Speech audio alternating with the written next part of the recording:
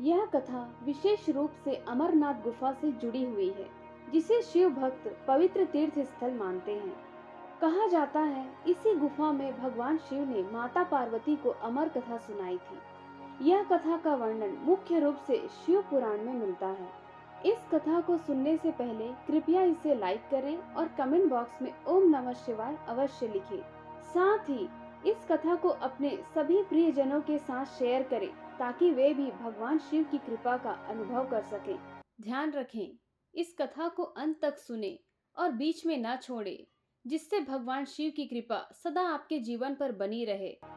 यह अद्भुत कथा हमें भगवान शंकर की करुणा, उनकी पवित्रता और सत्य की शक्ति का अनुभव कराती है। यह कथा उस समय की है जब भगवान शिव ने अपनी पत्नी माता पार्वती को एक गुप्त और रहस्यमय कथा सुनाई।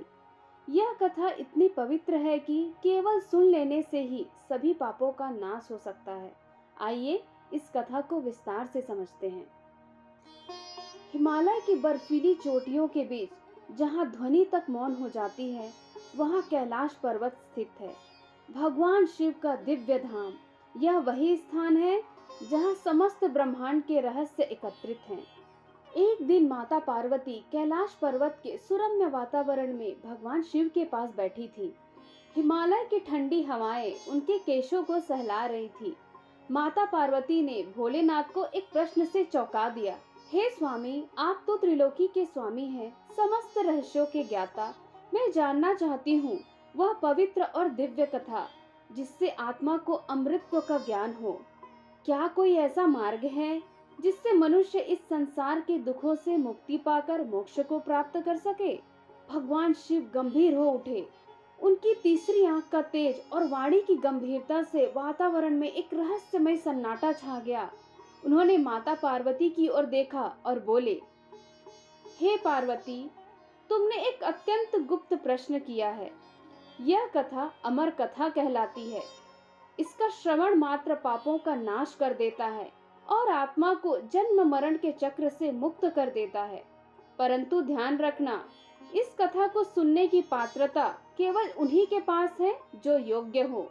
यदि कोई अयोग्य प्राणी इसे सुन ले तो परिणाम विनाशकारी हो सकते हैं। पार्वती ने भोलेनाथ से आग्रह किया, हे प्रभु, मैं इसे सुनने के लिए पूर्ण रूप से तैयार हूँ।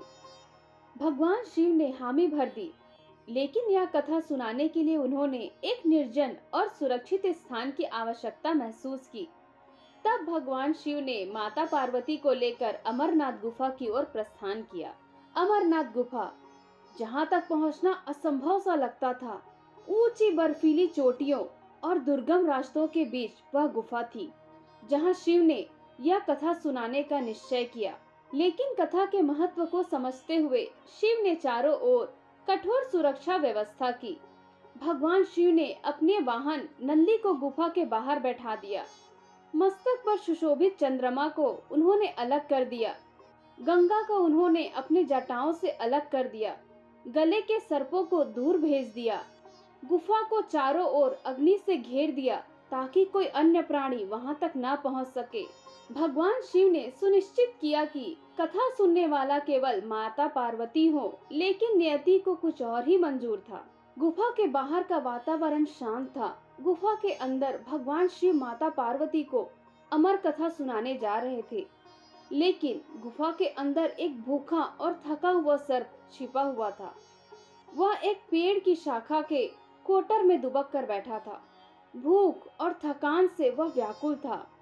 उसकी दृष्टि तभी शिव की दिव्य वाणी पर पड़ी। गुफा के भीतर से आ रही गंभीर और मधुर ध्वनि ने उसे सम्मोहित कर लिया। भूख प्यास सब कुछ भूलकर वह कथा सुनने के लिए वहीं बैठ गया। सर्प को यह ज्ञात नहीं था कि वह एक गुप्त और अत्यंत पवित्र कथा का साक्षी बनने जा रहा है। गुफा के अंदर भगवान शिव ने अपनी गंभीर वाणी में कथा आरंभ की। हे पार्वती, यह संसार नाशवान है। जितना तुम देख रही हो वह सब एक दिन समाप्त हो जाएगा, परंतु आत्मा वह अमर है। आत्मा को कोई नष्ट नहीं कर सकता। भगवान शिव ने विस्तार से बताया, सृष्टि कैसे उत्पन्न होती है, ब्रह्मा, विष्णु और महेश के कार्य क्या हैं। आत्मा और शरीर के अस्तित्व को समझाया और साथ ही मोक्ष के मार्ग को बताया। उन्होंने बताया, आत्मा अजर अमर है, वह न जन्म लेती है और न मरती है। शरीर नश्वर है पर आत्मा अनंत है। योग, ध्यान, तप और भक्ति के द्वारा आत्मा को मोक्ष मिलता है। भगवान शिव की वाणी गूंज रही थी। माता पार्वती मंत्र मुग्ध होकर सुन रही थी। लेकिन वहीं पेड़ के कोटर में छिपा सर्प भी कथा के हर शब्द को आत्मसात कर रहा था। उसका भय धीरे धीरे समाप्त हो रहा था। उसे ऐसा लग रहा था मानो उसके जीवन का उद्देश्य पूरा हो गया हो। जब भगवान शिव ने कथा समाप्त की, तब उन्हें एक विचित्र आभास हुआ। उनकी छठी इंद्रिय ने उन्हें संकेत दिया कि कोई तीसरा प्राणी इस कथा का श्रवण कर चुका है। शिव ने क्रोधित होकर चारों ओर देखा। उनका क्रोध प्रलय जैसा था। कौन है जिसने मेरी गुप्त कथा को सुना? उनकी वाणी से गुफा की दीवारें कांपने लगी। माता पार्वती भी भयभीत हो गई। तभी पेड़ के कोटर से सर्प धीरे धीरे बाहर आया। वह कांप रहा था। उसके नेत्रों में भय और पश्चाताप था। सर्प ने शिव के चरणों में गिरकर कहा, हे प्रभु, मैं अयोग्य था। मैंने यह कथा सुनने का अपराध किया है, परंतु आपकी वाणी ने मुझे मोहित कर लिया। मैं इसे सुनने से स्वयं को रोक नहीं पाया। कृपया मुझे क्षमा करें। शिव ने अपना त्रिशूल उठाया और सर्प को देखते हुए बोले, तुमने यह कथा अयोग्य होते हुए भी सुनी है। तुम्हें इसका दंड मिलेगा। सर्प रोने लगा। उसने कहा, हे महादेव, मैंने श्रद्धा और भक्ति से आपकी कथा सुनी है। मैं आपसे प्रार्थना करता हूँ कि मुझे क्षमा करें। भगवान शिव की क्रोधाग्नि धीरे धीरे शांत हो गई। उन्होंने सर्प की ओर देखा और कहा, हे सर्प, तुम्हारी श्रद्धा और भक्ति ने तुम्हें पवित्र कर दिया है। तुमने यह कथा ध्यान और प्रेम से सुनी है, इसलिए तुम्हारे सभी पाप नष्ट हो गए हैं। अब तुम जन्म मरण के चक्र से मुक्त होकर अमृत को प्राप्त करोगे। सर्प ने भगवान शिव को प्रणाम किया और उसी क्षण उसने अपने पुराने शरीर को त्याग दिया। उसके स्थान पर एक दिव्य प्रकाश प्रकट हुआ और वह सर्प परम धाम को चला गया। माता पार्वती यह देख चकित रह गई। उन्होंने पूछा, हे प्रभु, यह सर्प अयोग्य था, फिर भी उसे मोक्ष क्यों मिला? भगवान शिव मुस्कुराए और बोले, हे पार्वती, श्रद्धा और भक्ति से बड़ा कुछ नहीं।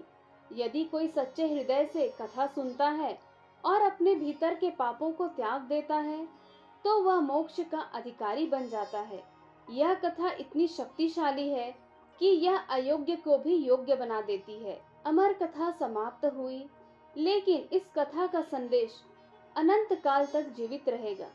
यह कथा हमें सिखाती है कि श्रद्धा, भक्ति और सच्चे मन से ईश्वर की आराधना करने वाले व्यक्ति कभी भी व्यर्थ नहीं जाता।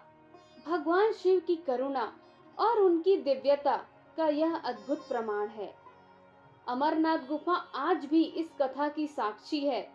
वहाँ की शांति में भगवान शिव की वाणी अब भी गूंजती है, मानो कह रही हो, श्रद्धा और भक्ति से बड़ा कुछ नहीं, यही मोक्ष का मार्ग है। ऐसी ही रोचक कथाओं और प्रेरणादायक कहानियों के लिए जाने से पहले चैनल को सब्सक्राइब करना ना भूलें। आपका सब्सक्रिप्शन हमें नई नई कथाएं और कहानियां आप तक पहुंचाने के लिए प्रेरित करता है। तब तक आप अपना ख्याल रखें। मिलते हैं एक नई कहानी के साथ।